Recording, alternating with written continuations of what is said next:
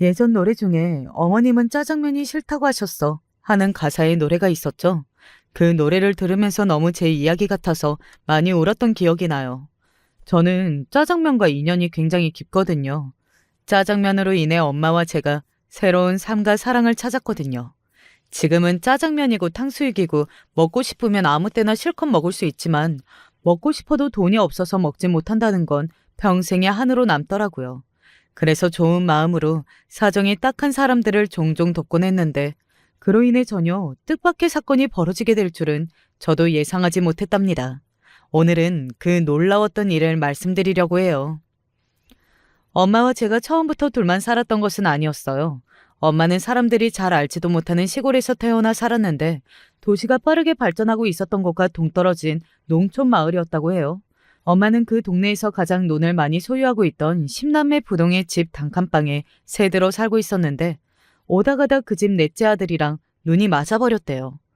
새빵살이하는 집딸과의 연애를 그 집에서 허락할 리 없었고 그래서 한밤중에 야반 도주를 했다나 봐요. 사랑하는 남자와 사랑의 도피라니 드라마에서나 나올 법한 낭만적인 이야기 아닌가요? 하지만 현실은 드라마가 아니었고 낭만적이지도 않았죠. 엄마와 아빠는 도시로 나와 허드렛 일을 하면서 근근히 생계를 이어갔다고 해요. 도시에서의 삶은 갑갑했고 학교도 제대로 졸업 못한 나이 어린 두 사람이 빈손으로 살아가기에는 막막했겠죠.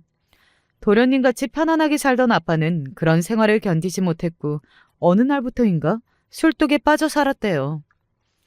아빠는 그렇게 된 것이 모두 엄마 탓이라고 돌리면서 매일 엄마를 원망했어요. 술에 취하면 엄마를 때리고 엄마의 머리채를 잡았죠.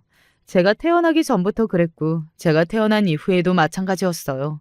엄마는 아빠에게 단 한 번도 반항하지 않았고 잘못도 없으면서 늘 잘못했다고 빌었죠. 원래 성격이 그런 건지 아니면 자기가 식모였던 과거 때문인지 어린 제가 보기에도 이해가 가지 않았는데 나중에 들어보니 엄마는 자기가 가만히 다 맞지 않으면 아빠가 저를 때릴지도 모른다는 생각에 모든 폭력을 다 혼자 고스란히 받아들였다고 하더라고요. 그 얘기를 듣고 마음이 찢어지더군요. 엄마는 언제나 힘들게 일을 하면서 우리 집의 가장 역할을 했고 아빠는 가끔 자기 술값이나 떨어지면 일하러 나갔지 그 외에는 집에서 밥버러지처럼 빈둥거리기만 했어요. 술 없으면 생활은 못하고 그 와중에 술상은 꼭 차려줘야 했죠. 엄마가 일 나가고 없으면 제가 어린 나이였음에도 불구하고 저에게 술상을 차리라고 시켰는데 차려주지 않으면 가장을 무시한다면서 집기를 깨부수고 행패를 부리니 안 차려줄 수가 없었어요. 술을 마시면 또 술에 취해 집기를 부수고 엄마에게 손찌검을 했기 때문에 저와 엄마는 아빠가 술에 취해 잠이 들 때까지 밖에 나와 시간을 보내곤 했죠. 그럴 때면 엄마는 조용히 저를 토닥이며 심수봉에 그때 그 사람을 부르곤 했어요. 비가 오면 생각나는 그 사람, 언제나 말이 없던 그 사람. 저는 그 노래를 자장가처럼 들으며 엄마 품에 안겨 잠이 들었죠. 어릴 때는 아빠가 무섭기만 했고 조금 자라서는 엄마가 불쌍했어요. 그러다가 나중에는 아빠뿐 아니라 엄마조차도 이해되지 않았죠. 엄마를 함부로 대하고 때리는 아빠는 당연히 이해가 가지 않았지만 엄마도 왜 아빠에게 그렇게 맞으면서도 계속 같이 살고 돈도 다 퍼다 주는지 이해가 가지 않았어요. 나중에는 무력하게 맞기만 하는 엄마까지도 미울 지경이었죠. 아빠는 그래도 저에게 손을 대지는 않았지만 제가 어느 날 엄마를 때리는 아빠를 막아서자 저를 거칠게 밀쳤고 그 바람에 부엌 모서리에 머리를 찧어서 피가 난 적이 있었어요. 그때 겨우 제 나이 9살 때 일이었죠. 엄마가 놀라서 저를 들쳐업고 근처 병원으로 갔고 저는 엄마를 붙잡고 울면서 아빠를 버리고 우리 둘이서 살자고 애원했어요. 하지만 엄마는 그래도 네 아빠니까 그런 소리 하면 안 된다고 오히려 저를 타일렀죠. 엄마는 예전 사고방식을 가진 사람이어서 이혼 같은 것은 애초에 생각지도 못하는 사람이었던 거예요. 어쩌면 이미 너무 오래전부터 아빠에게 가스라이팅을 당했을 수도 있고요. 아빠는 툭하면 우리 집 식모 주제에 학교도 제대로 안 나온 주제에 하면서 엄마를 깔보고 무시했거든요. 자신의 불행이 모두 엄마 탓인 것 마냥 엄마를 몰아세웠지만 자기가 자초한 건데 그걸 몰랐죠. 그런 집에서 행복한 유년 시절을 보내기란 쉽지 않았어요. 솔직히 고백하자면 집에 들어가기 싫어서 가출도 많이 했어요. 차라리 외면하고 싶었죠. PC방 같은 곳에서 밤을 새기도 하고 나쁜 애들이 모이는 아지트 같은 데서 잠을 자기도 했어요. 그런 애들과 어울리는 것은 저와는 잘 맞지 않아서 금방 나오긴 했지만요. 그렇게 방황하던 어느 날이었어요. 고등학교 1학년 때의 일이었죠. 모처럼 집에 들어갔는데 밖에서부터 엄마의 비명소리가 들리더라고요. 제가 집으로 뛰어들어가자 아빠가 쓰러진 엄마를 발로 차고 있더군요. 엄마는 엎드린 채로 울면서 손을 모아 빌고 있었고요. 엄마의 얼굴은 부어서 터지고 코피가 흐르는 등 엉망이었어요. 저는 어디서 그런 힘이 나는지는 모르겠지만 바닥에 굴러다니던 소주병을 들고 있는 힘껏 아빠의 머리를 쳤어요. 소주병이 산산조각이 나면서 아빠가 머리를 감싸고 바닥을 굴렀고 저는 엄마의 손을 끌고 밖으로 뛰쳐나왔죠. 엄마는 아빠에게 얼마나 두들겨 맞았는지 갈비뼈에 금이 갔을 정도였어요. 저는 엄마를 입원시키고 경찰에 신고까지 했지만 경찰들은 아빠 얘기를 듣고 집에서 일어난 일은 집에서 잘 해결하라고 하고서 그냥 가버렸어요. 아빠가 자기가 술을 먹고 좀 실수했다. 다시는 안 그러겠다는 식으로 말했나 보더라고요. 당연히 어린 반푼어치도 없는 말이었지만 당시에는 지금과 달리 사건 사고가 일어나도 가정 내에서 일어난 일에는 참견하지 않는다는 분위기가 남아 있었거든요. 저는 엄마에게 이렇게 맞고 살다가는 엄마 제명에 못 살아. 나랑 둘이 살던가 아니면 아빠랑 계속 살던가 해. 난 엄마랑도 영 끊고 집 나갈 테니까 하고 강경하게 말했어요. 엄마는 결국 아빠와 헤어지고 저와 살겠다고 결정했죠. 물론 아빠가 순순히 엄마를 놔줄 리 없었어요. 아빠는 엄마가 태어난 후 짐을 싸서 집을 나가려고 하자 네가 어딜 가? 넌 나 없이 절대 못 살아. 하면서 엄마의 멱살을 잡더군요. 엄마가 겁에 질려 아무 말도 못하자 제가 아빠를 밀치며 엄마 함부로 대하지 마. 우리 엄마야. 한 번만 더 우리 엄마한테 손을 대면 내가 가만히 안 있을 거야? 하고 소리를 질렀어요. 아빠는 어이없다는 듯 웃으며 서슬 퍼런 것 보소. 눈깔이 내 눈깔이네. 하면서 엄마를 놔주었어요. 엄마는 아빠에게 그동안 몰래 모아놨던 돈 몇백만 원을 아빠에게 던지면서 이거 먹고 우리한테서 떨어져. 하고 소리를 질렀고 아빠가 허둥지둥 돈을 줍는 틈을 타서 아빠에게서 벗어났어요. 돈을 줍는 그 모습이 짐승 같고 끔찍하더라고요. 저는 엄마를 끌고 집을 나와서 곧장 서울로 올라왔어요. 달리 갈 데도 없어서 터미널에서 곧바로 출발하는 버스를 탔는데 그게 서울로 가는 버스였거든요. 그렇게 엄마와 저는 서울에 도착했고 작은 반지하 월세방에 우리들의 보금자리를 마련했어요. 아무것도 없는 빈털터리였지만 폭군이었던 아빠가 없다는 사실만으로도 우리는 그곳이 천국 같았답니다. 저는 그곳에서 다시 학교를 다니기 시작했어요. 엄마는 자기가 지금까지 저에게 못했던 것들을 해주고 싶다면서 대학교까지는 꼭 뒷바라지 해주겠다고 했거든요. 저는 뒤늦게 정신을 차리고 다시 학교에 들어가서 열심히 공부를 했고 엄마는 없는 살림에 학원도 보내줄 정도로 자기 먹을 것, 입을 것 모두 철저히 아끼면서 제 뒷바라지를 해줬어요. 시험을 보고 온 날 엄마는 저에게 수고했다면서 먹고 싶은 거 시켜 먹자고 했어요. 그 당시에는 지금처럼 배달이 활성화되어 있지 않아서 배달되는 집이 별로 없었고 족발이나 피자 같은 음식은 많이 비쌌기 때문에 저는 나름 우리 생활비를 생각해서 짜장면을 먹자고 했어요. 엄마는 자기는 밖에서 먹고 와서 배가 부르다고 시켜도 소화가 안 돼서 체할 것 같다고 하면서 제 것만 시키라고 하셨죠.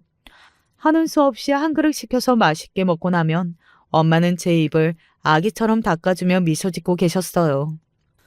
그렇게 항상 시켜 먹는 짜장면은 언제나 한 그릇뿐이었고 하도 손사래를 치며 짜장면을 질색하니 그때는 정말 엄마가 짜장면을 싫어한다고 생각했죠. 그렇게 어려운 시기를 지나고 저는 엄마가 원하던 대로 서울권 안에 있는 대학교에 좋은 성적으로 입학하게 되었어요. 저는 이제 성인이니 엄마에게 손 벌리지 않겠다고 선언하고 대학교를 다니면서 온갖 아르바이트를 다 하고 다녔어요. 편의점 야간 알바를 하고 곧장 학교에 등교하기도 했었죠. 수입이 아주 많은 것은 아니었지만 하루빨리 돈 벌어서 엄마와 사는 집을 지하에서 지상으로 끌어올리고 싶었거든요. 엄마도 남들처럼 햇빛 잘 드는 좋은 집에서 편하게 살게 해주고 싶었어요. 바쁘게 살면서 엄마랑 보내는 시간이 조금 뜸해졌고 그동안 엄마도 조금 달라져 있더라고요.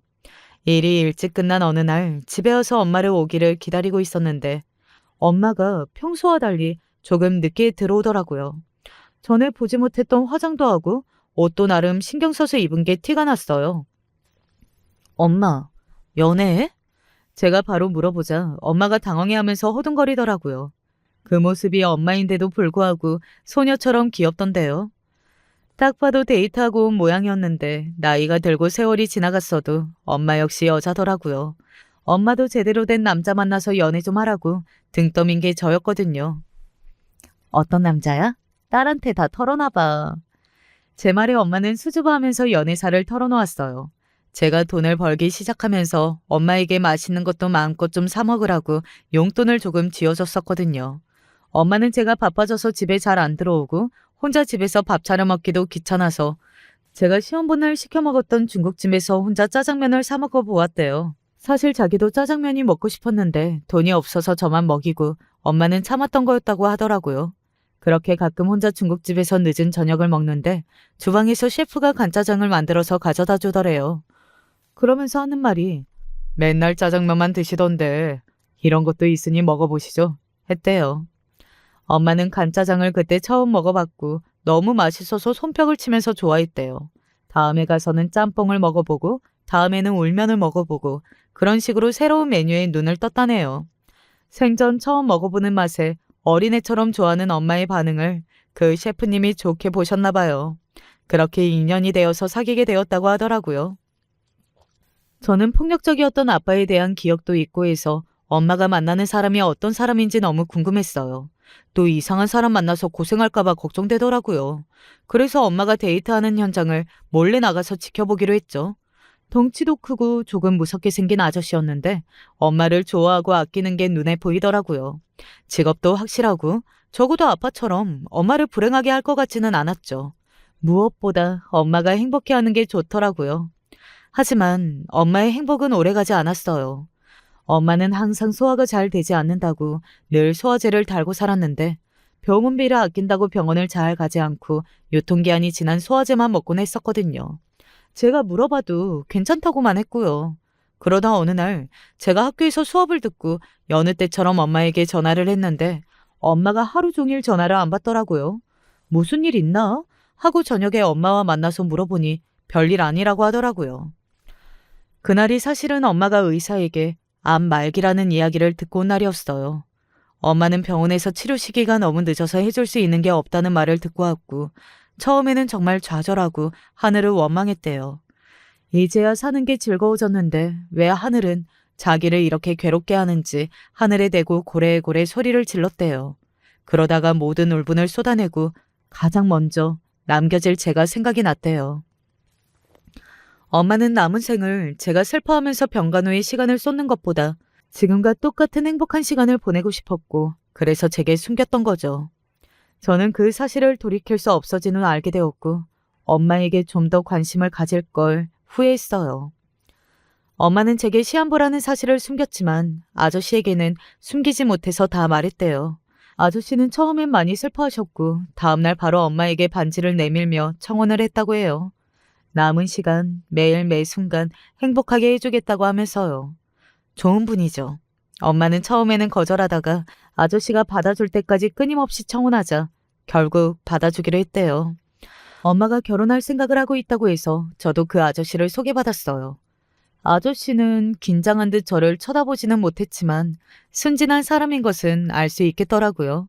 저는 엄마 눈에서 눈물 나게 하면 절대 가만히 있지 않을 거라고 으름장을 놓았어요. 아저씨는 엄마의 앞 얘기는 하지 않고 엄마를 검은 머리 팥불이 될 때까지 짜장면 실컷 먹게 해주겠다고 제게 약속하셨어요. 그거면 됐다고.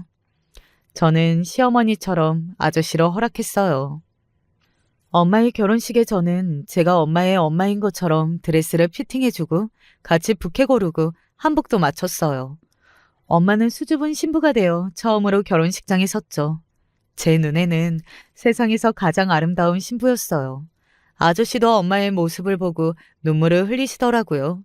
아마도 엄마가 시한부였기에 슬퍼하신 거겠지만 저는 아저씨가 엄마의 아름다운 모습에 감동해서 울컥하신 줄 알았죠. 그렇게 결혼식을 하고서 엄마와 아저씨는 함께 살기 시작했어요. 저는 대학교 근처에 방을 얻어 자취하겠다고 했고 엄마와 아저씨는 제 방을 따로 하나 만들어서 언제든지 제가 올 수 있게 해주셨어요. 아저씨가 자주 오라고 맛있는 거 많이 해주시겠다고 하셨죠. 그 말의 의미를 조금 더 일찍 알았더라면 엄마를 더 자주 보러 갔을 텐데. 아저씨는 엄마와 결혼하고 중국집을 새로 오픈했어요. 작지만 깔끔하고 맛이 좋으면서도 가격도 착한 중국집이었죠. 엄마는 더 이상 청소나 설거지 일을 하지 않고 아저씨 가게에서 카운터에만 앉아서 돈 계산만 하면 되었어요. 아저씨는 원래도 중식계에서 나름 유명한 사람이었고 아저씨 가게는 가성비가 좋다는 입소문이 나면서 장사가 굉장히 잘 되었어요. 엄마는 항상 빨간색 앞치마를 하고 비가 오면 생각나는 그 사람 하고 흥얼거리면서 아저씨를 도와 가게 테이블을 반질반질하게 닦았고 밝게 웃는 얼굴로 손님들을 맞이했죠. 덕분에 엄마는 생전 처음으로 좋은 집에서 늘 맛있는 걸 먹으면서 살 수 있었고 그런 엄마를 보면서 저도 엄마가 중년 이후에 운이 좋은가 보다. 할머니 돼서는 얼마나 좋을까? 하고 말할 정도였어요. 그러면 엄마와 아저씨는 우리 딸이 아저씨네 짜장면을 좋아해서 이렇게 인연이 이어진 거지. 우리 딸 덕분이야. 하면서 웃었어요. 한 번은 어떻게 알았는지 아빠가 엄마를 찾아왔어요. 진짜 지독한 사람이죠. 아빠는 중국집에 찾아와서 카운터에 있는 엄마를 보며 오랜만이다 하고 웃었대요. 야, 너 팔자 좋아졌다. 식모살이 하던 거 데리고 살아줬더니 그새 다른 남자 만났냐? 엄마는 그런 얘기를 들으면서도 옛날 안 좋은 기억 때문에 굳어서 아무것도 못하고 있는데 주방에서 아저씨가 얘기를 듣고 나왔대요. 손에는 중식도를 들고요. 그 중국집 셰프들이 쓰는 크고 네모난 칼 있죠? 그걸 들고 험악한 인상을 하고서 나오니 아빠가 정말 찍소리 못하고 나가버렸다고 해요. 저는 엄마에게 얘기를 전해 듣고 CCTV를 돌려서 봤는데 진짜 화가 머리 끝까지 나더라고요. 아저씨가 나타나자마자 주랭랑을 치는 아빠의 뒷모습을 보고 속이 후련했고요. 아저씨는 그놈 다시 나타나면 내가 아주 요절을 내줄 테니 걱정 마라 하면서 저와 엄마를 안심시켰는데 그렇게 든든할 수가 없었어요. 아빠는 포기하지 않고 며칠 후 다시 우리를 찾아왔어요.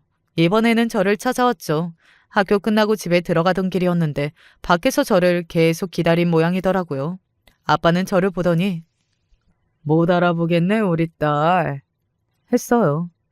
누가 우리 딸이라는 건지 말만 들어도 토악질이 났죠. 저는 분을 못 참고 왜 또 나타나서 우릴 괴롭혀? 하고 소리를 질러댔어요.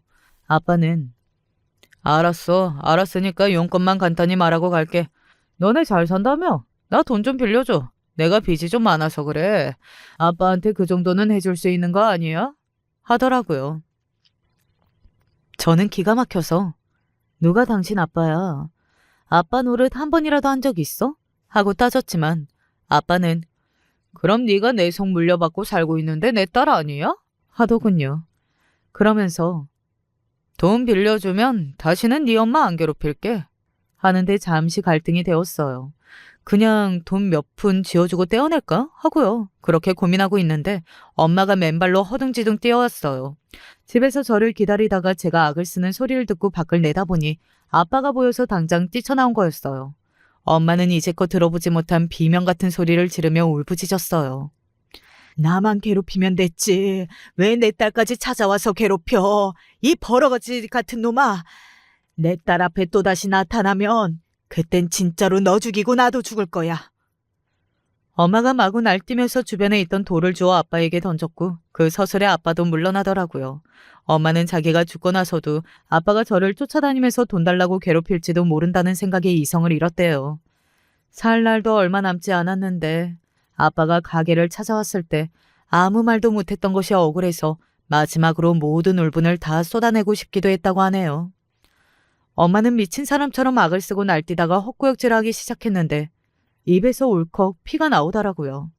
저는 놀라서 엄마! 하고 소리를 지르면서 엄마를 데리고 병원에 가려고 했는데 엄마는 괜찮다고 저를 말렸어요. 그리고 그날 엄마는 말기암이라는 사실과 그걸 알고서도 아저씨가 청혼했던 일 등을 다 이야기해 주었어요. 저는 엄마 인생이 너무 불쌍해서 미련하게 암 치료도 안 받고 있었던 엄마가 미워서 엄마를 끌어안고 많이 울었어요. 왜 그랬어? 왜? 돈이 수십억 수천억이 들더라도 치료받고 하루라도 더 내 곁에 남아 있어야지. 왜 그걸 혼자 정해? 나 혼자 남게 되면 나는 어쩌라고. 당장 치료 받으러 가. 암 치료 받고 하루라도 더 살아. 제가 이성을 잃고 날뛰자 아저씨가 저를 말렸어요. 엄마도 미안하다면서 울었고요. 지금이 너무 행복해서 죽는 날까지 이대로 쭉 이 행복이 이어졌으면 좋겠다고 생각했다면서 울더라고요. 저는 그제야 정신이 돌아왔어요. 엄마는 남은 시간 행복하고 싶었는데 저 때문에 엄마가 울고 있으면 안 된다는 생각이 들더라고요. 저는 그날부터 엄마와 아저씨 집에 살면서 엄마와의 시간을 많이 보냈어요. 엄마는 혹시 모르니 알려준다면서 중국집 돌아가는 상황과 정산하는 법 같은 것들을 알려줬죠. 아저씨는 요리만 잘하지 이런 건 잘할 줄 모른다면서요. 저는 엄마가 계속하면 되지 하면서도 엄마가 하고 싶어하는 대로 내버려 두었어요. 엄마는 그날 이후 토요라는 날이 많아졌고 음식은 거의 소화하지 못했어요. 그렇게 좋아하던 짜장면도 먹으면 토해버리더라고요. 아저씨는 엄마가 먹을 수 있게 건강하고 자극적이지 않은 재료들로 맵기 정성스레 죽을 만들어 주었고 엄마는 조금이나마 먹고 기운을 차리곤 했죠. 주말에는 엄마가 가보지 못한 곳들을 여기저기 다녔어요. 강원도에서부터 제주도까지 산이고 바다고 열심히 다녔어요. 아저씨는 엄마를 위해서 캠핑카까지 뽑았죠. 엄마가 가보고 싶다고 하는 엄마의 고향도 가보았어요. 엄마의 부모 형제들은 다 뿔뿔이 흩어지고 그렇게 잘 살았던 아빠네 집도 흔적 없이 이미 오래전 폐가가 되어 있더라고요. 엄마는 식모살이 하던 그때 그 집 식구들이 짜장면을 먹는 게 그렇게 부러워 보였다고 해요. 그래서 짜장면이 세상에서 제일 좋은 음식이고 제일 맛있는 음식일 거라고 생각했었다고 하더라고요. 그래서 저는 엄마에게 엄마, 세상에 맛있는 게 얼마나 많은데 우리 나중에 이탈리아에 가서 피자랑 파스타도 먹어보고 프랑스 가서 빵도 실컷 먹어보자 하고 약속했어요. 엄마도 희미하게 웃으면서 그렇게 하자고 약속했죠. 몇 달 후 엄마는 집에서 평안하게 생을 마감했어요. 병원에서는 죽어도 눈 감기 싫다고 고집을 피워서 강한 진통제만 처방받아서 왔죠. 피를 너무 많이 토해서 계속 대야에 받아서 버려야 했어요. 저는 엄마가 가는 날까지 엄마가 원하는 대로 우리가 여행 다니고 행복했던 때를 찍은 동영상을 보여주고 이야기하면서 곁에 있어줬어요. 엄마가 행복한 기억만 가지고 떠날 수 있게 엄마의 기구하고 힘들었던 인생의 대부분을 버리고 갈 수 있게 해주고 싶었어요. 장례식 내내 거의 제정신이 아닌 채로 울고만 있던 저 대신 아저씨가 모든 절차를 다 해주셨어요. 3일 내내 비가 계속 쏟아지더군요. 저도 많이 힘들었지만 아저씨도 겉으로 표현을 안 했을 뿐 속으로 많이 힘들었나 보더라고요. 납골당에 엄마를 모시고 모든 절차가 다 끝난 후 혼자 납골당 앞에서 한참 동안 울고 계셨거든요. 장례가 끝날 때까지 계속 아저씨가 저를 위로하고 곁에 있어줬는데 그때는 제가 아저씨 곁을 지켜주었죠. 엄마가 흥얼거리던 노래가 저절로 생각나더라고요. 비가 오면 생각나는 그 사람. 저는 그동안 엄마를 보낼 준비를 하고 있었기도 했고 엄마도 마지막까지 제가 행복하게 살기를 원하셨기 때문에 저는 금방 일상으로 다시 돌아갔어요. 예전보다 더 열심히 살아서 학교도 수석으로 졸업했고요. 하지만 아저씨는 그날 이후로도 우울증에 걸린 사람처럼 계속 울면서 중국집에도 안 나가고 술을 마시면서 엄마와 찍은 사진과 영상만 보고 계시더라고요. 계속 심수봉 노래를 들으면서요.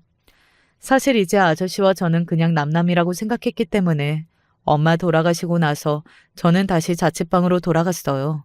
처음에는 그냥 충분히 슬퍼하시라고 내버려뒀다가 가게도 버려두고 너무 오래 슬픔에서 벗어나지 못하시기에 제가 집까지 쳐들어갔어요. 집은 온통 술병으로 가득하더라고요. 그래서 제가 아빠가 술 마시고 엄마를 그렇게 때려서 엄마는 술 마시는 남자 싫어해요. 아저씨 이러고 있으면 엄마가 좋아하실 것 같아요? 하면서 술병을 다 버려버렸죠. 아저씨는 엄마의 사진을 끌어안고 정말 아이처럼 꺼이꺼이 통곡을 하더라고요. 저는 아저씨를 끌고 가게로 갔어요. 상중이라는 종이를 붙인 가게 앞은 몇 주 관리 안 했다고 엉망이 되어 있었죠. 저는 엄마가 그랬듯이 엄마가 하던 빨간 앞치마를 하고 가게 앞을 쓸고 닦고 가게 안도 다시 반질반질 윤이 나도록 닦았어요. 그런 저를 보면서 아저씨도 다시 주방으로 들어가시더라고요. 그렇게 다시 오픈 준비를 하고 엄마가 늘 서 계시던 카운터에 제가 서서 손님을 받았어요. 손님들이 그동안 걱정했다고 하면서 하나둘 오시더라고요. 저는 엄마가 저에게 가르쳐준 대로 계산을 하고 테이블을 정리하고 정산을 했어요. 그리고 아저씨를 앉혀놓고 저는 앞으로 아저씨가 정신 차릴 때까지 엄마 대신 여기를 지키겠다고 했죠. 아저씨는 처음에는 반대했어요. 이제 졸업하면 좋은 곳에 취업도 할 수 있을 텐데 자기 때문에 여기 눌러앉지 말라고 말리셨죠. 하지만 저는 엄마가 소중히 여겼던 이 가게를 엄마가 좋아했던 아저씨의 짜장면이 계속 유지되기를 원했기 때문에 일단 아버지가 괜찮아질 때까지 엄마 대신 있어주겠다고 했어요. 그렇게 엄마의 소중한 중국집은 어렵게 다시 오픈하게 되었답니다. 저는 학교를 졸업하고 아예 중국집에 취직해서 계속 일을 했어요. 월급도 넉넉하게 받았죠. 아저씨는 점점 엄마를 잃은 슬픔을 극복하고 다시 전처럼 열심히 살기 시작했고요. 그러다 제가 심심해서 음식 사진을 예쁘게 찍고 SNS에 홍보를 하니까 손님이 더 많이 늘었어요. 가게 앞에 줄을 서기 시작했고 나중에는 번호표까지 준비를 해야 했어요. 공간이 협소하다 보니 어쩔 수 없었는데 이게 오히려 줄 서는 맛집이라고 소문이 나 사람들이 더 몰리더라고요. 아저씨 혼자 주문을 감당하기에는 힘이 붙여서 아저씨는 주방 보조를 한 명 더 뽑았어요. 아저씨는 저나 엄마에게 했던 것과 달리 주방에서는 엄하고 무섭게 가르치시더라고요. 그래서 몇 명 못 버티고 도망가고 저와 비슷한 또래의 남자가 새로 들어왔어요. 그 사람은 아저씨가 무섭게 혼을 내고 다그쳐도 도망가지 않고 잘 버티더라고요. 그렇게 몇 달 버티니까 아저씨와 저도 식구로 받아들였어요. 어느 날 아저씨가 몸이 안 좋아서 주방 보조에게 주방을 맡기고 일찍 들어갔어요. 저와 주방 보조 둘이나마 가게를 무사히 마치고 퇴근하려는데 주방 보조가 자기가 지금껏 배워서 만든 음식들 좀 시식해달라고 하더라고요. 저는 요리를 잘하고 싶어하는 마음이 기특해서 시식을 해주었는데 테이블에 한 가득한 중국 요리들을 보니 엄마 생각이 나서 눈물이 찔끔 나더라고요. 주방 보조는 시식하다 말고 우는 저를 보고 당황해했고 저는 자초지종을 얘기해 주었어요. 그러면서 술도 한잔하게 되었고 주방 보조와 저는 꽤 늦은 시간까지 서로의 이야기를 들어주었어요. 주방 보조는 신기하게도 저와 비슷한 과거사를 가지고 있었어요. 그 역시 홀아버지 밑에서 자랐고 아버지가 알코올 중독으로 굉장히 폭력적이었대요. 아버지의 폭력 속에서 살다가 아버지가 술에 취해 교통사고를 당하는 바람에 돌아가셨고 할머니 집에 들어가서 살게 되었다고 해요. 할머니와 둘이 살면서 경제 사정이 그리 좋지 못했는데 짜장면이 정말 특별한 날에만 먹는 특별한 메뉴였다고 해요. 중식당에서 일하게 된 계기도 짜장면이 실컷 먹고 싶어서 이 직업을 택하게 되었다고 하고요. 술이 들어가서인지 우리는 서로에게 굉장히 공감하면서 서로를 이해했어요. 부모에 대한 원망과 그리움, 가난에 대한 고통, 그럼에도 강하게 살려는 의지. 그날 이후로 우리는 이전보다 더 많이 친해졌고 이성적인 호감도 높아졌어요. 자연스럽게 우리는 누가 먼저랄 것도 없이 사귀는 사이가 되었어요. 저와 남자친구는 바쁜 와중에도 틈틈이 애정 표현을 했고 아저씨가 저희 관계를 눈치채버리셨어요. 그에게 얘는 내 딸이나 마찬가지니까 혹시나 엉강샘심 넌 보지 마라 하면서 으름장을 놓으시더라고요. 하지만 이미 엎질러진 물이었죠. 그렇게 계절이 지나고 해가 지났어요. 저와 남자친구는 서로를 깊이 사랑하게 되었고 곧 결혼 이야기도 나오게 되었어요. 둘 다 온전한 가족에 대한 갈망이 있었기 때문에 우리가 꿈꾸던 가정을 한시라도 빨리 이루고 싶었죠. 남자친구의 친지는 이미 다들 돌아가셔서 아무도 없었고 우리가 허락을 받아야 될 사람은 아저씨밖에 없었는데 아저씨는 남자친구의 근성을 높이 샀기 때문에 당연히 우리 결혼을 축복해 주셨어요. 아저씨는 저와 남자친구의 결혼식을 누구보다 성대하게 해주고 싶었대요. 양가 부모님이 없으니 하객이 많지 않을 게 뻔했고 그걸로 저희가 기죽을까봐 더 멋진 결혼식을 해주고 싶으셨대요. 그래서 어느 호텔의 야외 예식장을 예약했고 드레스도 꽃도 다 비싼 걸로 준비했어요. 그렇게 결혼식 당일이 되었어요. 아름다운 야외 예식장에서 아저씨가 직접 준비하신 중식으로 음식도 모두 직접 세팅했죠. 그렇게 공을 들여 준비한 결혼식이 시작되었고 남자친구와 제가 동시에 입장을 했어요. 그런데 그때부터 예보에 없던 비가 내리기 시작하는 거예요. 많은 비는 아니었지만 음식이 젖을까봐 급히 파라솔을 펼치고 난리도 아니었죠. 저와 아저씨는 그 와중에 서로를 보며 눈물을 훔쳤어요. 생전에 엄마가 좋아하던 노래, 비가 오면 생각나는 그 사람, 그 노래가 떠오르면서 아, 엄마가 우리 결혼식 보러 왔구나 하는 생각이 들었거든요. 결혼식 관계자가 잠시 결혼식을 멈췄다가 할까요? 했지만 저와 신랑 그리고 아저씨는 이대로 결혼식을 진행하겠다고 했어요. 비싼 드레스도 반나절 동안 세팅한 화장과 머리도 비싼 꽃도 모두 비에 쫄딱 젖어버렸지만 엄마가 함께한다는 생각 속에서 저희는 누구보다 행복한 결혼식을 올렸답니다. 남편은 할머니의 유품인 할머니의 결혼 반지를 제 손에 끼워주면서 아저씨가 했던 말처럼 검은 머리 팥뿌리가 될 때까지 짜장면을 실컷 먹여주겠다고 약속했어요. 결혼 후 아저씨는 가게 운영이 아무래도 골치 아프다며 가게를 저에게 물려주겠다고 본인은 유명한 호텔 중식당에 취직하셨다고 통보하셨어요. 집도 자기 혼자 살기에는 너무 크니까 저와 남편이 굳이 힘들게 집 구하지 말고 들어가서 살라고 하셨죠. 저희를 배려해서 본인이 가진 걸 다 내놓으신 거예요. 저희는 당연히 한사코 거절했지만 아저씨는 그래야 자기 마음이 편할 것 같다면서 바로 짐 싸서 나가버리고 가게에도 안 나와버리시더라고요. 저와 남편에게 아버지보다도 더 아버지 같으신 분이죠. 저희는 아저씨가 주신 중식당을 더 잘되게 하기 위해 정말 많은 노력을 했어요. 물가도 그동안 많이 올랐지만 아저씨가 처음 오픈했을 때 컨셉을 유지하기 위해 저희는 처음 가격 그대로 유지하기 위해 노력했고 대신 부지런히 많이 팔아서 박리담회로 이윤을 남길 수 있었죠. 바쁘고 행복한 저희에게 딱 하나 아쉬운 게 있었어요. 바로 아이가 생기지 않는다는 것이었죠. 저와 남편은 둘 다 건강하고 젊어서 때 되면 생기겠지 하고 있었는데 나이가 40이 지나도록 아이가 들어서지 않더라고요. 늦기 전에 노력이라도 해보자 하고 난임 치료를 해보기로 했어요. 시험관 아기 시술을 몇 번이나 시도해봤고 유산도 몇 차례나 겪어봤지만 아기는 끝내 저희에게 찾아오지 않았어요.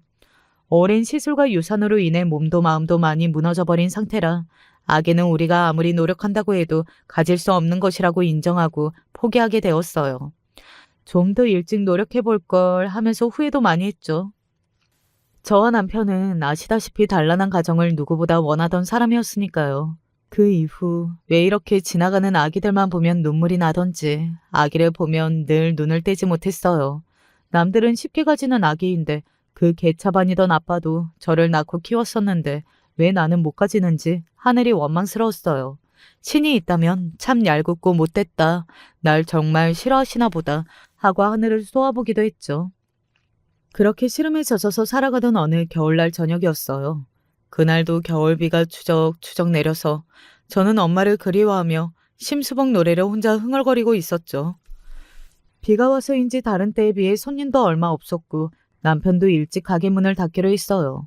가게 문을 잠그려던 그때 저는 여자아이와 그보다 조금 작은 남자아이 둘이서 가게 앞을 서성거리는 것을 발견했어요. 비가 오는데 우산도 없이 비를 모두 맞고 있었죠. 저는 놀라서 왜 비를 맞고 있어? 이리 와. 하고 아이들을 불렀지만 아이들은 우물쭈물하면서 오지 않더라고요. 저는 아이들을 끌고 가게 안으로 데리고 왔어요. 아이들은 남매같이 보였는데 비 오는 겨울 날씨인데도 불구하고 내복 같은 얇은 옷만 딸랑 입고 있더라고요. 신발도 굉장히 해진 슬리퍼를 신고 있었고요. 저는 급히 히터를 켜고 제 겨울 외투와 남편 외투를 가지고 와서 아이들을 덮어주었어요. 아이들은 어찌나 말랐는지 어른 외투를 덮으니 보이지 않을 지경이었죠. 저는 왜 거기 비를 맞고 있었어? 둘이 남매야? 부모님은 어디 가셨니? 하고 물었지만 아이들은 입을 꾹 닫고 아무런 대답을 하지 않더라고요. 남편도 주방을 정리하다 말고 나와서 아이들을 보다가 잠시 생각하더니 한마디 했어요. 짜장면 먹을래? 그 말에 아이 중 남자아이가 네 하고 대답했어요. 남편은 두 말 않고 바로 짜장면을 만들러 주방에 들어갔는데 여자아이가 급히 말했어요. 한 그릇만 주세요. 하고요. 저는 왜? 너는 안 먹어? 하니까 여자아이가 망설이다가 저는 저녁 먹어서 배가 불러요. 하고 대답하더군요. 그리고는 손에 꼭 쥐고 있던 고깃고깃한 1,000원짜리 몇 장을 펼쳐서 저에게 내밀었어요. 닭짜장면 한 그릇 값이었죠. 그 말에 저와 남편은 눈물이 핑 돌았어요. 저희 엄마가 남편의 할머니가 했던 말을 저 어린 아이가 하다니 마음이 너무 아팠어요. 남편은 그럼 딱 한 그릇만 줄게. 하더니 센스 있게 누가 봐도 2인분 양을 한 그릇에 가득 담아서 가져왔더군요. 저는 미소를 지으면서 두 그릇으로 나눠줄게 하고 누나와 동생 것을 나누어 주었어요. 아이들은 우리의 작전을 아는지 모르는지 짜장면이 나오자마자 허겁지겁 코를 박고 먹더라고요. 며칠 굶은 애들처럼요. 그나마도 누나는 남동생을 주느라 거의 먹지도 못하더라고요. 아이들은 다 먹고 나서 연신 감사하다고 고개를 숙였어요. 저는 비도 오니 아이들에게 바래다 주겠다고 했지만 누나는 계속 사양하더군요. 그래서 저는 누나에게 우산을 주면서 이건 빌려주는 거니까 다음에 꼭 가져와 하고 손가락을 걸고 약속했어요. 사실 안 가져와도 상관없었지만 다시 꼭 오기를 바랐거든요. 누나는 감사하다고 하면서 동생과 어둠 속으로 걸어갔어요. 우산이 아이들을 씌워주기에 충분히 큰데도 누나는 남동생이 젖을까봐 우산을 남동생 쪽으로 기울이고 갔어요. 그 아이들의 모습에 가슴이 찢어지는 것 같았어요. 저는 갖고 싶어도 가지지 못하는 아이들인데 저에게 저런 예쁜 아이들이 있다면 짜장면뿐만 아니라 탕수육이든 뭐든 사주고 이 추운 겨울에 저렇게 돌아다니게 하지 않을 텐데 하는 마음이 들었죠. 남편도 내내 아이들이 눈에 밟히는지 그 다음날 계속 그 애들 왔어? 하고 물어봤어요. 아이들은 하루 종일 보이지 않다가 저녁 늦은 시간이 되자 전날처럼 가게 앞에서 서성거리고 있더라고요. 옷은 여전히 어제와 똑같은 차림이었고요. 제가 반가워서 얼른 아이들을 불렀더니 누나가 우산을 돌려주면서 빌려주셔서 감사합니다 하고 의젓하게 인사를 했어요. 제가 저녁 먹었니? 하고 묻자 우물쭈물하는 것이 안 먹는 것 같았어요. 저는 사양하는 누나와 남동생을 억지로 끌고 와서 먹고 싶은 거 시키라고 했죠. 누나는 아니라고 손사래를 쳤지만 남동생은 짜장면 하고 대답하다가 누나 눈치를 보았어요. 저는 짜장면은 어제 먹었으니까 오늘은 다른 거 먹어 하면서 볶음밥을 시켜주었어요. 누나는 난처한 얼굴로 저희 돈이 없는데요 했고 저는 이모랑 저기 주방 아저씨도 어릴 때 돈 없어서 짜장면이 그렇게 먹고 싶었거든. 너네 보니까 그때 생각나서 그래. 짜장면 먹고 싶을 때 언제든지 와. 짜장면 말고 볶음밥 먹고 싶은 거나 탕수육 먹고 싶어도 언제든지 오고 다 해줄 테니까. 알았지? 했어요. 누나는 그제야 조금은 경계를 풀고 꾸벅 인사를 하고서 밥을 먹기 시작했어요. 저는 짐짓 씩씩하게 이모는 마른 애들 보면 통통하게 만들고 싶은 욕심이 있는 사람이거든. 너네 살찔 때까지 매주 와. 이모가 계속 기다릴 거야. 했고 애들은 그제야 조금 웃더라고요. 아이들은 매주는 아니지만 그래도 한 달에 두세 번은 꼭 저희 가게로 왔어요. 누나는 그래도 짜장면 한 그릇 값은 내겠다면서 굳이 돈을 자꾸 내려고 하더라고요. 저는 돈을 받고 용돈이라면서 돈을 더 주기도 했죠. 누나는 똑똑하고 예의 바르고 남동생도 살뜰히 챙기는 아이였어요. 그 나이 때는 자기도 어리광 부리기 바쁠 나이일 텐데 일찍 철든 아이가 짠하게 그지없더군요. 아이들과 조금 친해지고 저는 아이들 사정을 조금 들을 수 있었어요.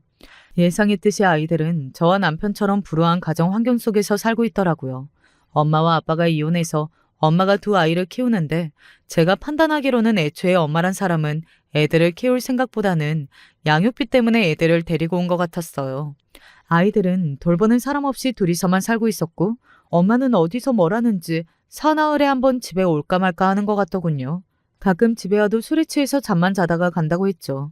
그동안 아이들끼리 학교 가고 집에 와서 있다가 엄마가 놓고 간 푼돈으로 자기들끼리 장봐서 저녁을 해먹는다고 하더라고요. 그래봐야 라면이나 밥에 김 싸먹는 정도지만요. 그런데 남동생이 친구 집에 놀러 갔다가 짜장면을 맛을 보고서 짜장면을 또 먹고 싶다고 누나를 졸랐나 봐요.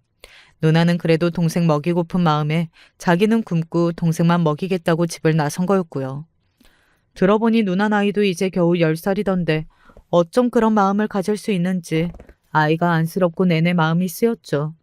남편과 아저씨에게 아이의 엄마를 찾아서 정신 차리라고 해볼까? 아동학대로 경찰에 신고할까? 별별 고민을 다 털어놓았는데 남편은 일단 상황을 지켜보고 움직이자고 했어요. 무엇보다 아이들의 의사가 중요했으니까요. 아저씨도 그게 좋겠다고 하셨죠. 한겨울에도 저렇게 다니는 애들이 안타까워서 저는 당장 애들 엄마라는 사람을 찾아가고 싶은 마음이었지만 꾹꾹 눌렀어요. 그리고 애들 옷도 사다 주고 반찬도 넣어주고 있어요. 엄마란 사람이 물어보면 학교에서 줬다고 하라면서요. 아이들은 그래도 점점 저희가 편해졌는지 웃음을 되찾아갔고 아이들이 크는 모습을 보며 저희도 기분이 좋았어요. 저희는 통 크게 반 애들을 다 데리고 와라 해서 누나 친구들과 남동생 친구들까지 다 사주고 남매들 길을 살려주기도 했죠. 한 번은 남매가 와서 저녁을 먹고 있는데 단골 손님 중 한 분이 자녀분이세요? 하고 묻더라고요. 그래서 자초지종을 이야기해 주었죠. 그 단골 손님은 아침 예능 프로를 만드는 PD님이셨는데 저희 가게를 방송으로 찍어간 적도 있으신 분이었어요. PD님은 이 이야기를 써도 되겠냐고 물어보시더라고요. 저는 저희가 한 일이 잘한 일이거나 가게 홍보가 목적이 아니라 이 아이들이 이렇게 살고 있다는 걸 아이 아빠나 혹은 누구에게라도 알리고 싶은 마음에 방송에 협조하기로 마음먹었어요. 아침 예능 프로에는 두 남매에게 1년 동안 무료로 짜장면을 준 사연. 왜? 라는 소제목으로 짤막하게 저희 이야기가 나갔어요. 저와 남편은 얼굴을 공개하고 아이들에게 짜장면을 주게 된 저희의 불우했던 어린 시절을 말했죠. 남편에게 중식을 가르쳐준 사부는 현재 유명 호텔 중식 셰프다. 그런 이야기까지 나오면서 아이들에게 온정을 베푼 따뜻한 이야기 정도로 마무리되었어요. 저는 피디님에게 혹시 방송국으로 아이들 관련해서 연락이 오면 꼭 좀 알려달라고 했어요. 피디님은 알겠다고 하셨지만 별다른 소식은 들리지 않았죠. 아이들은 하루하루 성장했고 저의 고민은 깊어져 갈 무렵이었어요. 점심에 한바탕 바쁜 시간을 보내고 브레이크 타임에 한숨 돌리고 있을 때였어요. 가게 앞에 척 봐도 고급스러운 세단이 서더군요. 뭐지? 가게 앞은 주차 금지인데? 하고 나가보니 차에서 양복을 입은 건장한 청년들이 내리는 거예요. 어리둥절해서 보고 있는데 운전하던 사람이 뒷자리로 가서 차문을 열고 안에 타고 있던 할아버지를 부축해서 내리는 것을 돕더라고요. 할아버지는 연세가 많으신지 걸음도 성치 않으셨고 차에서 내리는 데에도 시간이 걸릴 정도였어요. 양복을 입은 건장한 청년들은 할아버지를 둘러쌌어요. 아무리 봐도 경호원들 같았죠. 경호원들의 경호를 받는 사람이라니 저 할아버지는 뭐 하시는 분이지? 하고 할아버지를 보고 있는데 그분이 천천히 걸음을 옮겨 저희 가게로 향했어요. 그러더니 제 앞에 서시는 거예요. 저는 저 지금 브레이크 타임이라서 5시에 오픈하는데요. 하고 말했어요. 할아버지는 저를 빤히 보셨어요. 그러더니 저에게 손을 뻗어 제 손을 들여다보시더라고요. 결혼 반지를 낀 제 손을요. 그러더니 눈물이 그렁그렁한 얼굴로 저를 가볍게 안아주셨죠. 저는 당황스러워서 어쩌지를 못하고 있는데 할아버지는 제 등을 토닥토닥 해주시더군요. 저 아세요? 하고 물었지만 할아버지는 대답을 하지 않고 무작정 가게로 들어가시더라고요. 저는 할아버지를 부축하던 운전기사님에게 누구신지 하고 여쭤봤어요. 운전기사님은 땡땡그룹 회장님이십니다. 하고 대답하셨어요. 그 그룹은 여러 계열사를 가진 우리나라에서도 손꼽히는 그룹인데 그 회사의 회장님이라고요? 저는 놀라서 멍하니 가게 안을 바라보고 있었어요. 가게 안에서 주방을 정리하고 저와 먹을 점심을 만들어 나오던 남편도 어리둥절해서 가게로 들어온 할아버지, 아니 회장님을 빤히 보았어요. 회장님은 천천히 남편에게 가더니 남편을 와락 끌어 안으시더군요. 남편이 놀라서 그릇들을 내려놓고 회장님을 보는데 회장님이 울먹거리는 목신 소리로 말씀하셨어요. 이제야 찾았구나. 회장님은 한동안 남편의 손을 잡고 떠날 줄을 모르셨어요. 그 모습이 너무 애처롭고 처연해서 저는 가까이 가지도 못하고 밖에서 운전기사님에게 자초지종을 들었죠. 회장님은 오래전 6.25 전쟁 때 첫 번째 부인과 원치 않게 이별했다고 해요. 정확한 정황 얘기는 모르겠지만 낙동강까지 전선이 밀렸을 때 임신 중인 첫 번째 부인을 잃어버렸고 그 후 이산가족 찾기 같은 곳에도 나가봤지만 끝내 찾지를 못했대요. 그래서 죽었다고 생각하고 사업에 몰두해서 회사를 그룹 반열에 올려놓았고 그동안 두 번째 부인을 만나 새로운 가족을 꾸렸대요. 하지만 생사조차 알지 못하는 첫 번째 부인에 대한 그리움이 평생 남아있었다고 하시더라고요. 그러다가 얼마 전 회장님이 단골인 호텔 중식당에서 저희 아저씨를 만났대요. 아저씨가 일하는 호텔 중식당 단골들은 대부분 기업 회장, 부회장, 사장 그런 사람들인데 단골들이랑 스스럼 없이 친하다고 하시더라고요. 아저씨는 자기 제자와 딸이 TV에 나왔다고 회장님에게 말씀드렸고, 그러면서 저희가 나온 영상을 보여드렸대요. 그런데 그 영상에서 남편이 할머니와 둘이 살 때 짜장면이 제일 맛있어서 이 길을 택했다 고 하면서 할머니 사진을 잠깐 비췄는데 그 사진을 보고 회장님이 첫 번째 부인임을 한눈에 알아보셨다는 거예요. 사진에서 할머니가 반지를 끼고 있는데 그게 회장님과 첫 번째 부인의 결혼 반지였던 거죠. 그래서 처음 저를 보셨을 때 제 손을 들여다보신 거였어요. 남편이 저와 결혼하면서 할머니의 유품인 반지를 제게 결혼 반지로 줬으니까요. 회장님은 한동안 남편과 이야기를 나누다가 가셨어요. 남편의 할머니 이야기는 저도 예전에 얼핏 들었었는데 혼자 남편의 아버지를 키우면서 고생을 많이 하셨다고 들었어요. 돌아가시기 전까지 손자인 남편을 키우면서 평생 짜장면 한 그릇을 마음 편히 못 드셨다고요. 회장님은 남편의 이야기를 들으며 웃다 울다 하시더군요. 그래, 그 사람 성격이 그렇지. 그렇게 고생을 했다고? 하면서요. 회장님은 더 이야기하고 싶으셨지만 브레이크 타임이 끝나고 또 손님들이 오기 시작하시자 마지못해 일어나셨어요. 다음에 또 보자꾸나. 도움 필요할 일 있으면 연락하고. 하시면서 저에게도 손주 며느리야, 고맙다 하고 떠나셨죠. 회장님이 가신 후 곧 밀어 닥치는 손님들을 받느라 정신이 없어서 우리는 꿈을 꿨나 싶을 정도였어요. 그 회장님의 손자가 내 남편이라고? 하는 생각이 물색 없이 자꾸 들더라고요. 그렇게 정신없이 가게를 마무리하고 저와 남편은 여전히 멍한 상태로 가게에 앉아 있었어요. 남편은 저에게 어차피 옛날 일이고 뭐가 바뀌는 일은 없을 거야. 나도 그러고 싶지 않고 하면서 괜히 싱숭생숭한 자기 마음도 다잡더군요. 저도 당연히 여보는 여보일 뿐이야 하면서 괜한 생각은 떨치려고 했죠. 그때 남매가 안녕하세요 하면서 씩씩하게 들어왔어요. 남편은 팔을 걷어붙이면서 너네 덕분에 잃어버린 할아버지를 찾았으니 오늘은 배 터질 각오해 하면서 주방으로 들어갔어요. 아이들은 어리둥절하게 저를 바라봤고 저도 너네는 행운의 아이들이야 하면서 웃어주었어요. 우리는 그날 배가 찢어지게 많이 먹고 즐거운 밤을 보냈답니다. 얼마 후에 남매의 아빠가 직접 저희 가게로 찾아왔어요. 저희 방송이 SNS에 짧은 영상으로 돌아다녔고 그걸 남매의 아빠가 본 모양이었어요. 저희는 저희가 아는 대로 솔직하게 그간의 일들을 얘기해 주었고 그 후 아이들 아빠가 양육권을 가져가서 아이들을 직접 키우기로 결정했다고 전해 들었어요. 사실 만약에 남매의 아빠가 나타나지 않거나 남매의 엄마와 아빠가 만약 아이들 키우기를 거부한다면 저와 남편이 친권을 가져와서 입양을 하자는 생각까지도 하고 있었어요. 그래서 법적으로 친권 포기 같은 것을 알아보기까지 하던 와중이었죠. 하지만 남매의 아빠가 아이들에게 미안하다며 눈물을 흘리는 것을 보면서 그래도 저나 남편보다는 친아빠가 나을 거라고 생각하고 안심했어요. 남매는 아빠가 있는 집으로 이사를 가기로 했다면서 마지막으로 저희를 찾아왔어요. 저희는 남매에게 맛있는 걸 잔뜩 해주고 포장까지 다 해줬어요. 그리고 언제든 찾아오라고 평생 짜장면은 무료라고 약속했죠. 남매는 환하게 웃으면서 떠났어요. 포동포동해진 아이들 얼굴이 너무나 예쁘더라고요. 제 이야기는 여기서 끝이에요. 짜장면 한 그릇이 만든 기적 같은 일이었죠. 요새도 저희 가게는 항상 바쁘고 아저씨도 자신의 일터에서 바쁘게 사세요. 남매 중 누나는 이제 곧 중학생이 된다면서 혼자서도 곧잘 저희 가게에 놀러와요. 다행히 아빠와의 생활은 좋은 것 같더라고요. 회장님은 가끔 저희 가게로 찾아오시고 이야기를 나누다 돌아가시곤 하시죠. 한 번 남편이 요리를 해서 대접해드린 적이 있는데 아저씨보다는 못하다고 평가하시더라고요. 그 말을 들은 아저씨가 얼마나 으스대시던지 남편이 분해하는 게 정말 웃겼죠.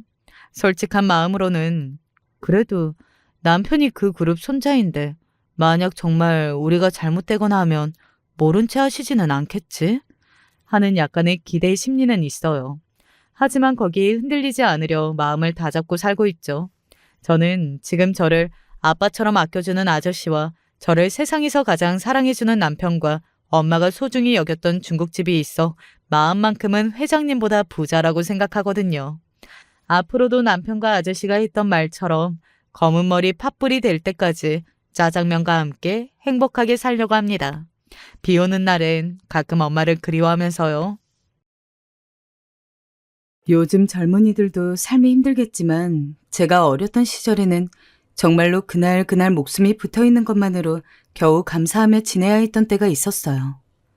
누구나 힘들게 살았고 다들 날카로웠던 그 시기에 우리 집에는 기적과도 같은 일이 있었습니다. 저는 일제강점기 시절에 태어났고 우리 집은 저를 비롯하여 총 6남매였어요. 큰오빠가 있었고 그 밑으로 언니들 셋, 그리고 저 다음으로 남동생까지 있었는데요. 제가 태어난 지 얼마 안 되어 나라가 해방이 되었기에 어른들은 무척 기뻐하셨고 그 다음에 남동생까지 태어나 얼마나 예쁨을 받았는지 모릅니다. 한창 아들이 귀하던 때 저와 11살 차인 큰오빠 밑으로 전부 딸만 낳게 되었고 한참 시간이 지나 막내둥이 남동생을 통해서 겨우 아들을 얻게 되었으니 말이에요. 나라가 뒤숭숭하던 시기여서 엄마와 아버지는 늘 힘겹게 먹거리를 구해와서 살아가셨고 아무리 해방이 되었다고 하지만 당장 이렇다 쉽게 살 길이 있는 것은 아니었어요.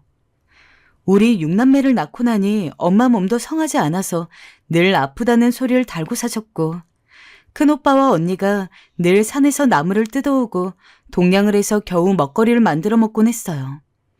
당시 우리 집의 자랑이었던 큰오빠는 키도 큰 편이었고 다들 훤칠하고 미남이라는 소리를 했어요.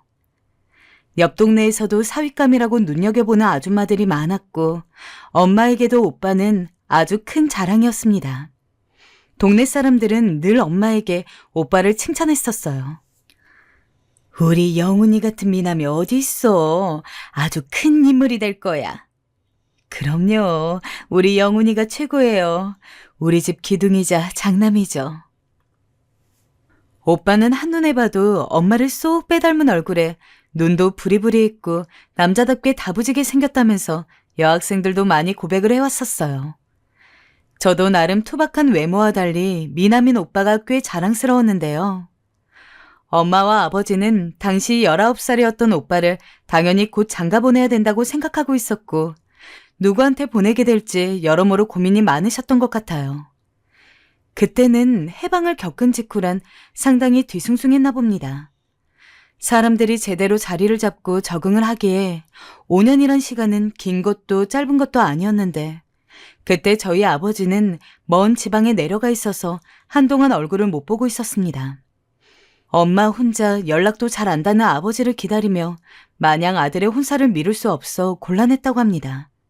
결국 급히 주변에서 소개를 받고 사진만 대강 교환한 후에 혼사를 결정하셨어요. 그때는 누구나 그런 식으로 결혼을 했고 연애를 해서 직접 누군가를 골라서 간다는 건 흔치 않았어요. 적어도 우리가 살던 동네 쪽은 그랬기에 오빠는 엄마의 뜻을 따르기로 했던 것 같아요. 큰오빠가 드디어 장가를 가는 거야? 와, 신기하다. 그러니까 누나, 엄마도 바쁘고 다들 바빠. 형은 기분이 이상하대. 큰오빠가 드디어 장가를 간다니 날짜를 잡아두고 다들 분주한 날들을 보내고 있었고 이제 막 8살이었던 저와 남동생은 집에 이런 분위기를 신기하게 보고 있었어요. 위의 언니들은 저와 나이 차이가 나서 그런지 잘 놀아주지도 않았고 매번 우리 남매들끼리만 놀았었는데요. 남동생과 노는 게 그리도 재밌었던 것 같아요. 그냥 소꿉놀이 하는 것도 흙 만지는 것도 모두 남동생과 함께하면 뭐든 재밌었습니다. 제가 가끔 영식아, 너는 가족 중에 누가 제일 좋니? 이리 물으면 누나. 라고 답해주던 사랑스런 동생이었어요. 하지만 그렇게 시간을 보내던 중에 일상 전체를 무참히 짓밟아 쓸어버리는 일이 일어나게 되었어요. 바로 6.25가 터지게 된 것이었습니다. 그날의 엄청난 풍경은 너무나 혼란스러워서 제대로 기억나지도 않지만 익숙한 동네 사람들이 금방 사라지고 제각기 피난에 동참하느라 너무 정신이 없었어요. 엄마는 아버지도 없이 우리 6남매들을 다 챙기느라 거의 포기하다시피 힘들게 우리 끌고 다니셨고 그 와중에 아이들 한둘을 잃어버리거나 힘없는 노인들이 피난길에서 죽어나가는 것은 다반사였어요. 우리는 가는 곳마다 힘겹게 정착해서 겨우 우리 곁에서 주어지는 것들을 먹으면서 목숨을 연명했고 안 그래도 몸이 약했던 남동생은 갈수록 버티지 못하고 토해내며 처지더군요. 엄마, 영식이가 자꾸 토해. 영식이가? 잠깐만 보자. 영식아 괜찮니? 엄마, 나 몸이 아파. 너무 아파. 아이고, 이를 어쩌지? 몸이 불덩이네. 큰일이야. 엄마를 대신해서 제가 등에 업고 다녔었는데 저도 힘들었지만 동생의 기력이 빠지는 것을 느끼니 너무 슬프고 참담하게 느껴졌어요. 그때 전쟁이 얼마나 무서운 것인지 체감하게 되었어요. 이윽고 저는 이때 사람의 죽음이라는 것을 처음 체험하게 되었습니다. 엄마를 비롯하여 언니들과 오빠는 모두 힘이 없어 울 수조차 없었고 조용히 이 시간을 받아들이는 수밖에 없었어요. 정확히 언제 숨을 거둔지도 모르게 제 동생 영식이의 숨이 끊어진 것이었어요. 길어진 피난길에 다들 삐쩍 말라가고 멀쩡한 어른도 굶어 죽는 노릇을 보고 있자니 이건 드문 일이 아니었습니다. 그러나 그게 내 가족이라는 사실은 누구에게나 참담했을 것입니다. 엄마는 죽은 동생을 안고 울지도 못했고 저는 며칠을 동생을 내 등에 업고 다녔어요. 도저히 받아들일 수 없어서 완전히 바짝 말라버린 동생을 그대로 보내줄 수가 없어 포대기에 매어 안고 함께 다녔어요. 영순아, 영식이 이제 내려줘야지. 보내줘야 한다, 응? 그래야 영식이도 편히 갈 수 있어. 싫어요. 아직 안 돼요. 이대로 우리 영식이 못 보내요. 얼른 이리 내라, 응? 나중에 어른들의 만류에 어쩔 수 없이 이름도 모르는 곳에 동생을 묻어야 했어요. 하지만 동생을 묻으며 속삭였죠. 영식아, 다음 생에 꼭 다시 만나자. 우리 꼭 다시 누나 동생으로 만나야 해. 누나가 못 지켜줘서 미안해. 그 후 저희 가족은 완전히 지쳐 있었고 길고도 지독했던 피난길에 동생을 그렇게 보낸 후 시간이 지나 다시 원래 우리의 집으로 돌아오게 되었어요. 당시 큰오빠는 누군가가 우리 아버지를 보았다는 말을 듣고 같이 피하고 있던 동네 어른들과 함께 떼를 지어서 찾으러 갔고 곧 집으로 돌아오겠다는 말만 남기고 사라졌는데요. 완전히 폐허가 돼버린 동네였지만 겨우겨우 쓸만한 곳을 얻어서 엄마와 언니들, 저는 그렇게 하염없이 오빠와 아버지를 기다렸어요. 시간이 좀 지나긴 했지만 막내 남동생을 잃은 엄마는 여전히 어린 아가 있었고 그러던 차에 언니들과 저는 얼른 오빠라도 돌아와서 정한 혼사라도 치르고 조금이라도 모든 게 가닥이 원래대로 잡히길 바랬어요. 그러던 차 갑자기 누군가가 집으로 뛰어드는 게 아니겠어요?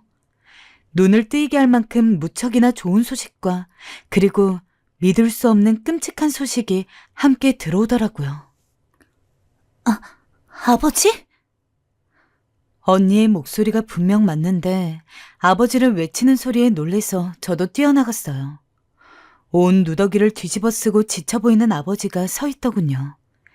지친 우리에게 힘이 되었던 좋은 소식은 아버지의 등장이었어요. 당신, 아이고, 이제 돌아온 거예요? 몸은 괜찮아요? 아픈 데는 없어요?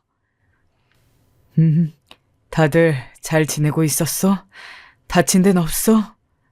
네, 우린 괜찮아요, 여보. 엄마는 그대로 뛰쳐나와서 아버지를 붙잡고 통곡을 했어요. 가족끼리 눈물의 상봉을 했죠. 하지만 한참 우리를 보고 있던 아버지는 전혀 웃지도 않고 엄마와 우리들의 얼굴만 자꾸 살필 뿐이었어요. 엄마는 아버지가 돌아왔으니 마음이 조금 놓이셨는지 큰오빠의 안부를 이야기했어요. 그런데 아버지의 반응이 뭔가 이상했습니다. 영훈이 얘기 못 들었어? 당신이 아는 거 아니었어요? 영훈이는 왜 안 오는 거래요? 영훈이가... 아버지는 말을 잇지 못하고 계속 고개를 푹 숙인 채 온 얼굴을 찌그러뜨리시더군요. 어린 제가 봐도 상황이 심상치 않다는 것을 알았어요. 이때는 대강만 들었지만 나중에 좀 더 자라서 들은 오빠의 이야기는 매우 참혹했어요. 동네 아저씨들과 함께 어울려서 외지로 나갔던 오빠는 그 또래 청년들과 나이가 있던 아저씨들과 함께 사로잡혔다고 해요. 전쟁 후라 서로를 의심하고 모든 게 무섭게 돌아가던 때였고 여차해서 잘못 끼게 된다면 목숨을 유지하기 힘들었던 것 같아요. 그 자리에서 살아서 돌아온 사람들도 있었으나 오빠는 그만 그 행렬에서 나오지 못하고 다른 청년들과 함께 나란히 총살을 당했다는 것이었습니다. 나중에 엄마와 아버지가 시신을 찾으러 갔으나 이미 근처 분위기는 흉흉해서 들어갈 수 없었고 모든 상황으로 볼 때 오빠가 그 안에 있었음을 의심할 수 없게 되었어요. 엄마는 그날부터 집으로 돌아와서 제정신이 아니었고 우리는 엄마를 진정시키느라 여간 고역이 아니었습니다. 아이고, 내 아들, 영훈아. 우리 아들 불쌍해서 어쩌니, 아들아. 엄마, 진정해봐. 엄마. 내 아들, 불쌍한 내 아들. 엄마는 매일같이 울어대셨고 아버지도 괴로웠는지 정신을 차리기 힘들어하셨어요. 아닌 초상에 우리 집에는 음습하고 슬픈 아주 무거운 분위기만이 가득했어요. 그도 그럴 것이 큰오빠는 엄마에게 있어서 큰 자랑이었어요. 시집살이 호되게 있던 엄마에게 첫 아들이었고 그 이후로 딸들을 줄줄이 낳는 동안에도 여전히 빛나는 별처럼 큰오빠가 옆에 있었다고 했어요. 그런데도 이런 일을 겪게 되었으니 엄마는 얼마나 가슴이 아팠을까요? 그대로 알아 누워버렸고 금세 소문이 났어요. 당연히 우리 오빠와 정혼을 했던 집에서도 그 사실을 알고 올케 언니가 될 예정이었던 순애 언니도 찾아왔어요. 영훈 씨, 정말 죽은 게 맞나요? 듣고 왔어요. 네, 맞아요. 저희 오빠 죽었어요. 세상에, 이럴 수가. 순애 언니는 그만 무릎이 꺾였어요. 사실 이때에는 이미 정혼을 한 상태에서 서방이 될 사람이 전쟁 중에 죽거나 어디 끌려가거나 하는 경우가 많았어요. 그때 다시 파혼을 할 것이냐 아니면 그대로 서방 없이 들어가서 살 것인가로 많이 나누어지게 되었어요. 계속 며느리로 들어와서 살라고 고집하는 시댁들도 있었고 저도 우리 엄마도 어떤 결정을 내릴지 궁금했어요. 며칠을 싸매고 누워 말도 못하고 물만 겨우 축이던 엄마는 순애 언니가 찾아온 것을 알고 그대로 나가서 물에 얼굴을 씻으시더군요. 그러더니 언니를 앉혀놓고 말을 하는데 참 구슬픈 광경이었어요. 너는 네 인생 살거라. 영훈이는 우리 가슴에 묻을게. 그게 좋을 것 같구나. 여기까지 오느라 고생 많았다. 우리는 저 말을 하고 있는 엄마가 또 발작이라도 일으켜서 쓰러지는 게 아닐까 겁이 났어요. 저 역시 큰오빠를 잃었다는 게 실감나지 않아서 매일 숨죽여 울었는데 엄마의 저 말을 들으니 목에서 말 울음소리가 날 정도로 슬픔이 끌어올랐어요. 그런데 순애 언니의 반응은 전혀 달라서 숨어서 듣고 있던 나와 언니들은 모두 너무나 놀랐어요. 아니에요. 저는 그래도 이 집 며느리로 살래요. 허락해 주세요, 어머니. 뭐? 눈이 너무나 확 뜨여서 대체 무슨 말을 하는 것인가 싶었어요. 엄마도 당황해서 몇 번이나 달래가면서 말을 했어요. 목소리에 힘도 없이 설득하는 모습이 안쓰러울 정도였습니다. 너는 네 인생 살아야 한다. 서방도 없이 사는 게 쉬운 일인 줄 아니? 너한테 그런 고생 안겨주고 싶지 않구나.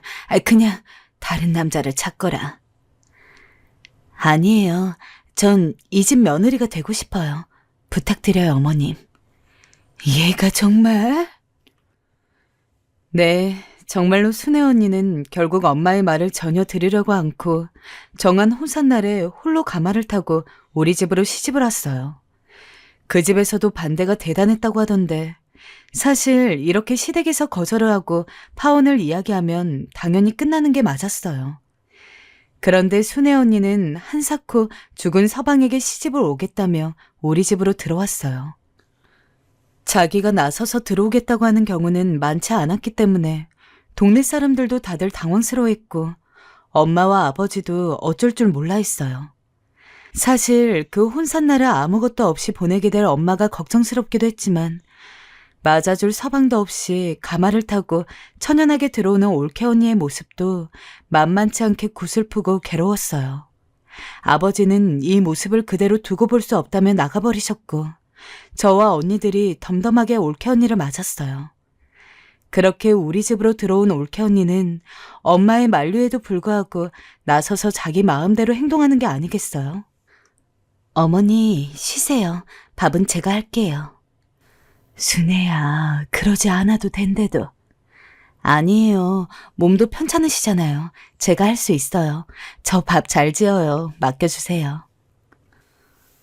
올케 언니는 그야말로 진짜 큰 며느리가 된 것 마냥 우리 집의 모든 것들을 다 돌보려고 엄청나게 애를 썼어요. 당시에 엄마는 정말로 몸이 힘들어져서 알아누웠고 아무것도 못하는 상황이시긴 했어요. 아버지도 동시에 아들을 둘이나 잃었으니 살맛이 안 난다며 밖으로 돌기 시작하셨고 저와 언니들 둘의 앞날이 어찌 될지 참 어둡던 때였어요. 올케 언니는 엄마를 대신해서 집을 쓸고 닦고 먹거리를 만들려고 하더군요. 그러면서 저와 언니들에게 몇 번 도와달라 부탁하기도 했어요. 아가씨, 여기 마룻바닥 좀 쓸어줄래요? 보니까 아가씨가 청소를 아주 잘하던데. 네, 그럴게요. 고마워요. 마룻바닥 다 쓸면 제가 걸레질 할게요. 저는 괜히 올케 언니 칭찬을 들으면 기분이 좋아서 더 열심히 하기도 하고 그랬어요. 그렇게 올케 언니는 자기 친정에 가서 먹거리를 조금 얻어다 오기도 하고 나이 차이가 얼마 안 나는 둘째 언니와 함께 산에 가서 풀을 뜯고 나물거리를 만들어서 무치기도 하고 우리 집을 읽어보겠다고 애를 쓰는 게 보이더군요. 말도 없고 묵묵하게 움직이는 올케 언니였지만 몸져 누운 엄마를 대신해서 이렇게 바쁘게 움직이는 사람이 있으니 우리 집이 마냥 어둡지만은 않게 느껴졌어요. 그러던 차에 엄마도 어쩔 수 없이 일어나게 되었어요. 이대로는 니네까지 다 굶어주게 될 거야. 내가 삼촌네라도 다녀와 볼게. 그 말을 듣자마자 바로 올케 언니가 이렇게 대답하는 게 아니겠어요? 어머니, 저와 같이 가셔요. 어머니 혼자선 힘드셔서 안 돼요.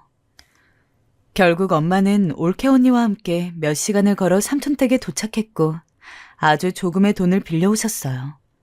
쌀을 겨우 살 수 있을 수준의 돈이었지만 그것을 가지고 옥수수를 잔뜩 사다가 쪄서 역전에 나가서 팔아서 먹여 살릴 심산이셨더군요. 역전에 나가서 김이 모락모락 나는 옥수수를 팔고 그러다 남거나 다 못 팔면 갖고 와서 다시 우리에게 밥으로 먹이는 생활을 오래도록 했어요. 올케 언니는 매일 끝도 없이 엄마와 함께 나가서 옥수수를 팔고 먹거리를 조금 얻어오고 그런 식으로 우리를 먹여 살렸어요. 처음에는 이런 상황이 부담스럽다던 엄마도 큰언니 못지않게 힘이 되어주는 올케 언니를 보면서 마음을 다잡으신 것 같더라고요. 한편으로는 당시 저도 아무리 어렸다지만 올케 언니가 너무 불쌍했어요. 결혼을 했는데 서방이 없다니 동네 사람들도 수군거렸고요. 저는 결국 참지 못하고 올케 언니에게 묻게 되었어요. 언니야는 우리 오빠 얼굴도 잘 모르잖아요. 그런데도 왜 우리 집에 있는 거예요? 그러면 올케 언니는 뭔가 슬픈 듯한 표정으로 답하더군요. 아가씨, 나는 오빠랑 꼭 결혼하고 싶었어요. 그래서 이 집에 있는 것만으로도 좋아요. 네?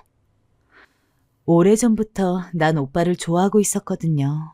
아마 오빠는 모르고 있었을 거예요. 아마 살아서 혼사를 치렀다면 그날 처음 내 얼굴을 보는 거였을걸요? 근데 어떻게 우리 오빠를 좋아하게 된 거예요? 사실은 친구네 놀러 갔다가 그 집에 같이 놀러와 있던 오빠를 보고 첫눈에 반하게 됐어요. 그래서 결혼하면 꼭 저 사람이랑 하고 싶다고 생각했었어요. 그런데 이렇게 얘기가 되어서 얼마나 기뻤는지 몰라요. 아무튼 그래서 지금이라도 이 집에 있는 것만으로도 난 행복해요. 더 이상 말을 꺼내면 언니도 너무 괴로울 것 같아서 더 물을 수가 없었어요. 하지만 마음 한편으로 기쁘고 고마운 마음이 있었어요. 가엾게도 우리 오빠는 언니를 몰랐다지만 올케 언니는 우리 오빠를 알고 있었구나. 우리 오빠를 알아봐주고 먼저 저렇게 사랑해주었구나 싶어서 너무나 고마웠어요. 그렇게 일찍 가지 않고 올케 언니랑 천년만년 살았더라면 얼마나 좋았을까요?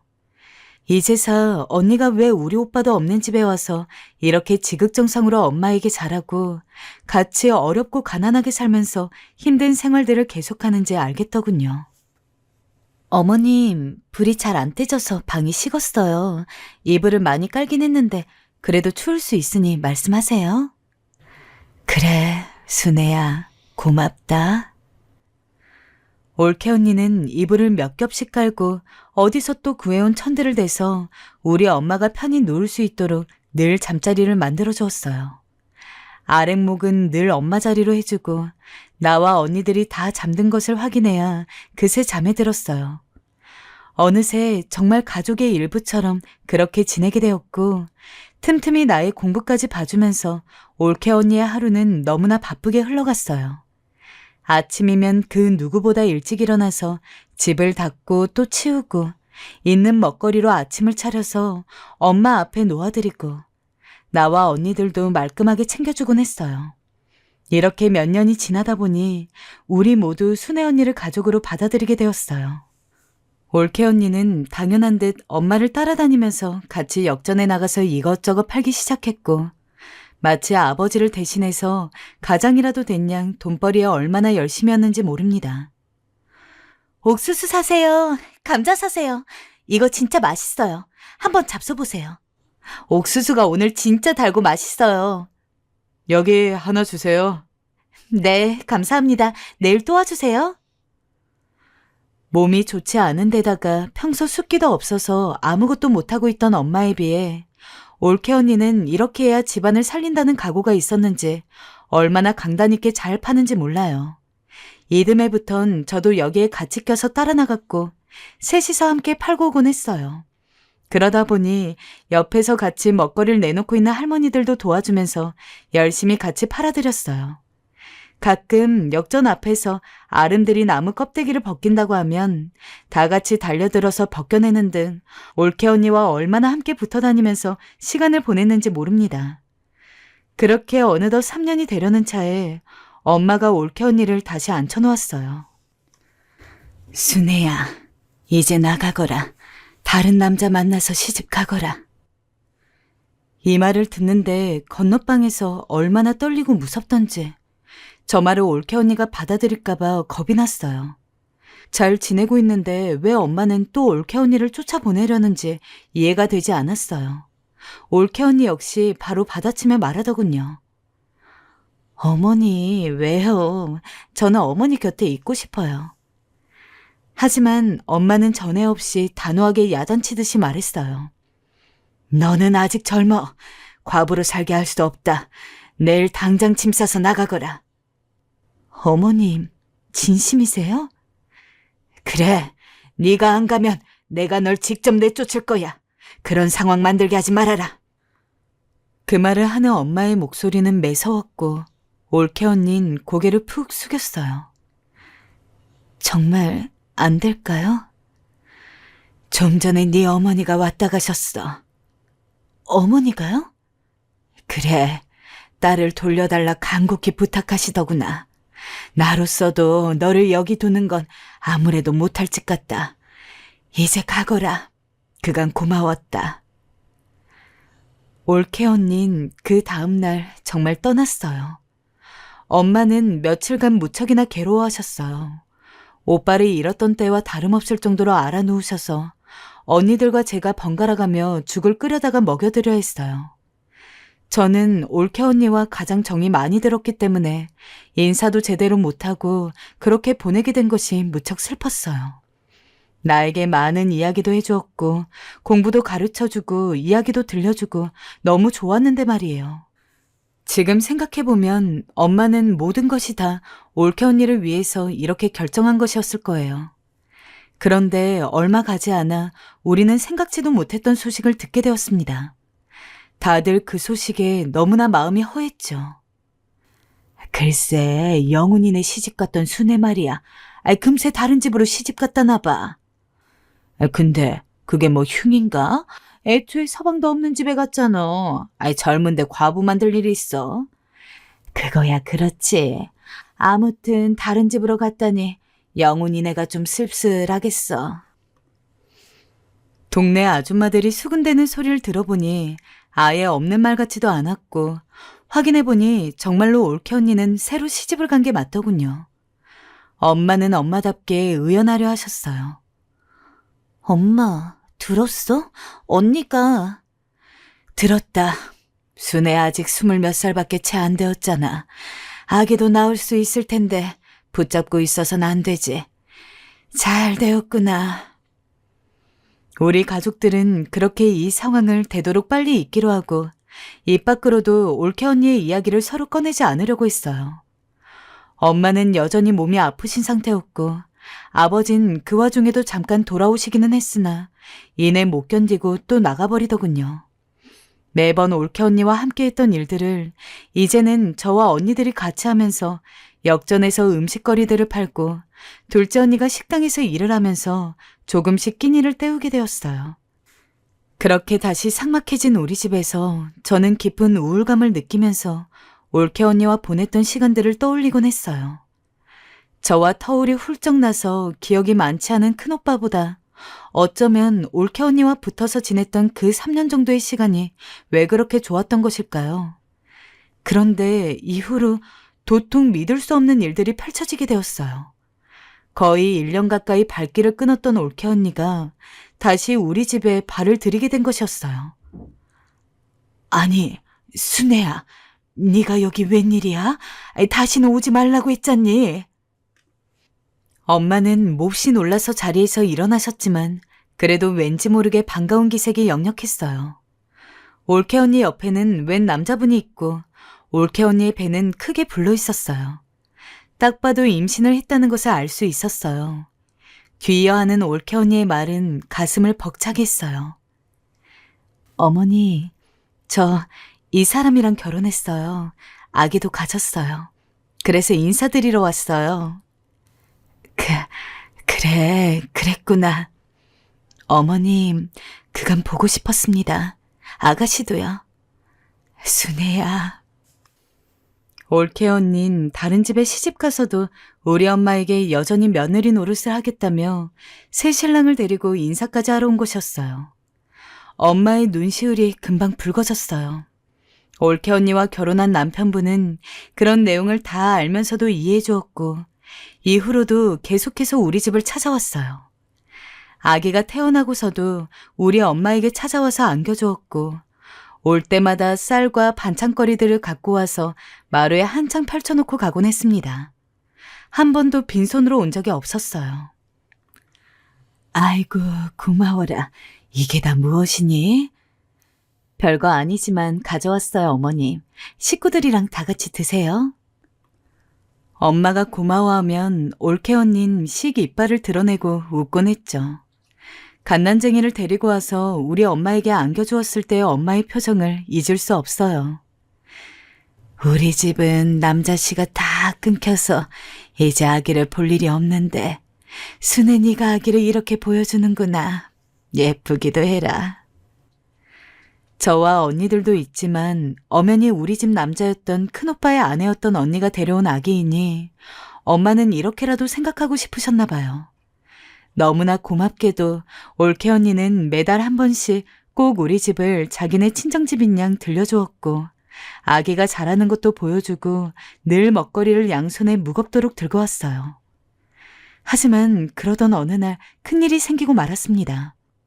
엄마가 장터에 나가셨다 쓰러지신 거예요.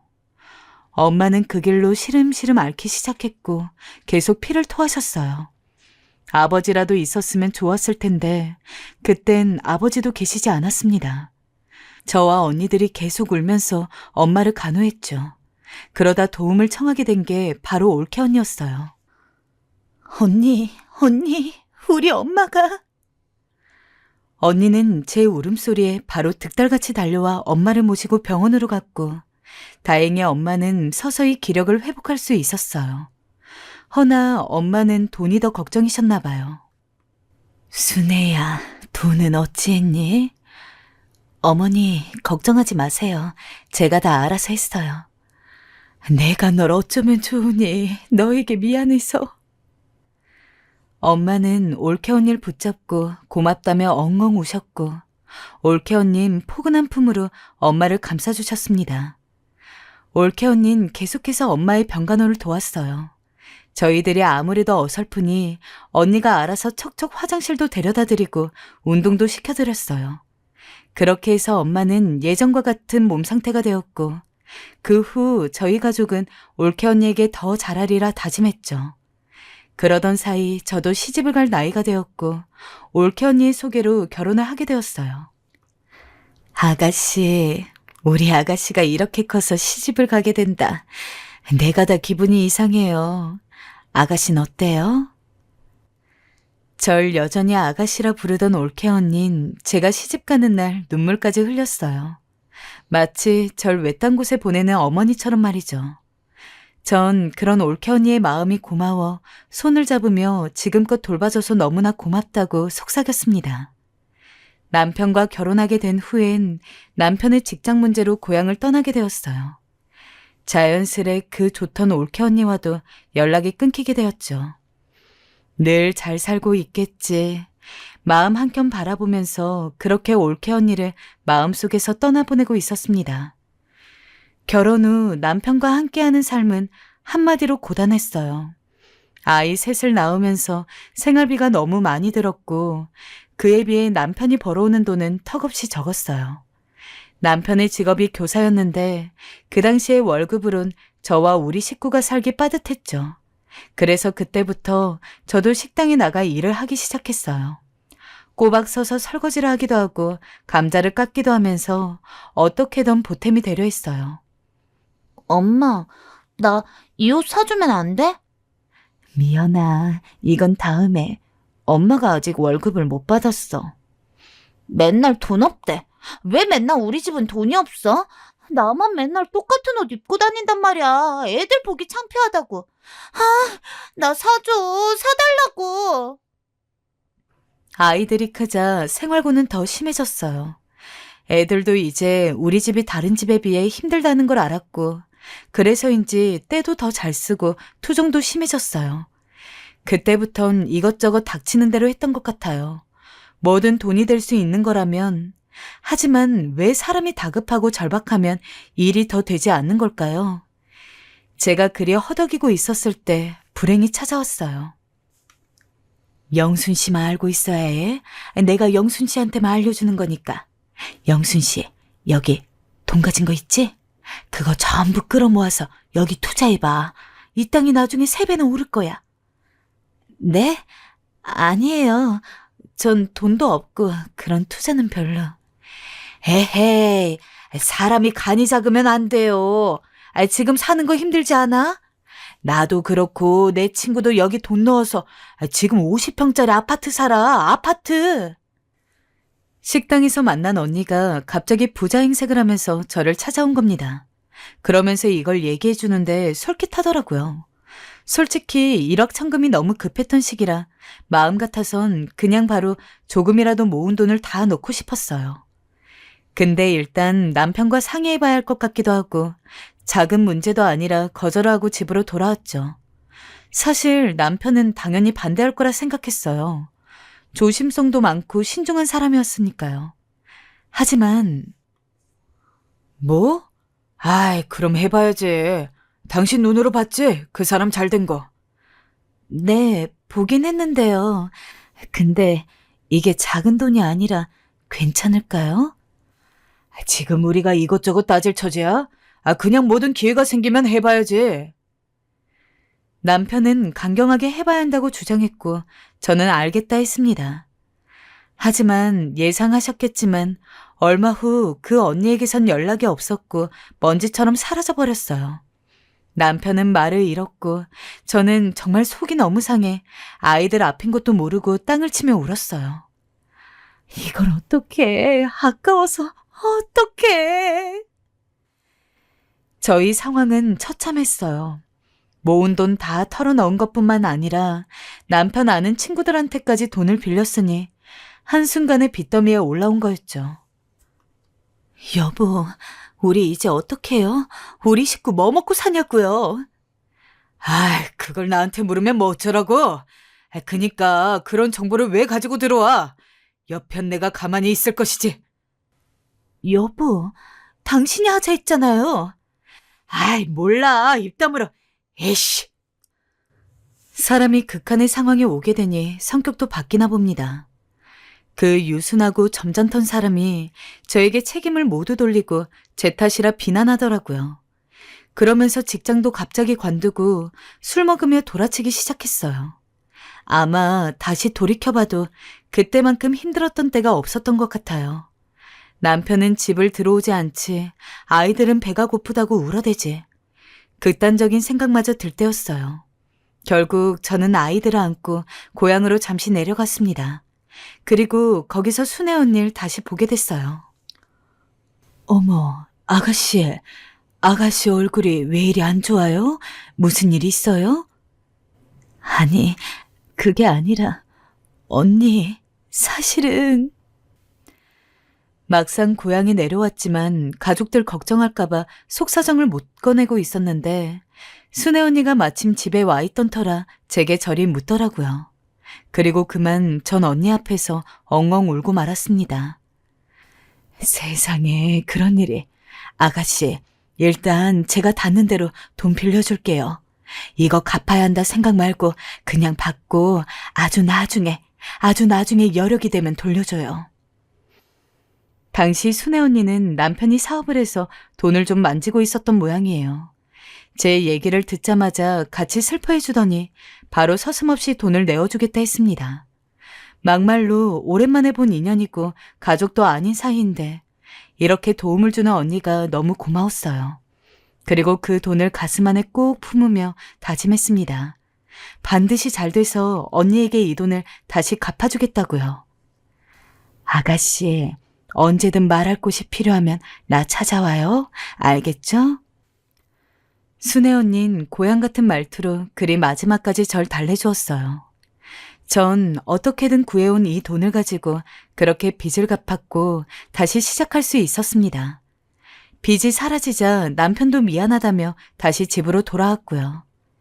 신은 견딜 수 있는 고통만 준다는 말, 그 말이 문득 생각났는데 정말 그 말처럼 제가 인생의 막다른 길에 있었을 때 언니가 저에게 하늘의 천사처럼 내려와 도움을 주더군요. 그 후에도 당연히 애 키우느랴 돈 벌랴 정신없이 살았습니다. 가끔 고향에 내려가면 가족들도 보고 언니도 가끔 보곤 했지만 금방 또 일하러 올라와야 해서 많은 얘기를 나누진 못하고 돌아오곤 했죠. 그래서 늘 아쉬움이 컸습니다. 살아가는 동안 힘든 일이 없었다면 거짓말이었겠죠. 빚이 해결됐다 해도 자식 문제, 남편 문제, 돈 문제. 하나의 언덕을 넘으면 또 다른 고비의 언덕이 기다리고 있었어요. 허나 그때마다 순애 언니를 생각했어요. 어떻게든 그 전쟁통 같은 시절에 저희를 먹여 살리기 위해 옥수수를 팔고 감자를 팔았던 언니처럼 강해지자고 또 한 번 힘을 내자고 생각했어요. 엄마, 우리가 이제 효도할 테니까 일 그만 쉬세요. 용돈도 넉넉히 드릴게요. 맞아요, 엄마. 우리 키워주신 것만으로도 감사해요. 정말. 그 덕분인지 자식들은 장성하게 커서 제게 효도를 하겠다고 취직을 하자 저런 기특한 소리를 했습니다. 어렸을 때 속 잔뜩 썩였던 아이들이 모두 멋들어진 모습으로 커서 대학도 가고 장가도 가는 모습을 보니 그간의 세월이 한편으론 조금 무상하기도 했어요.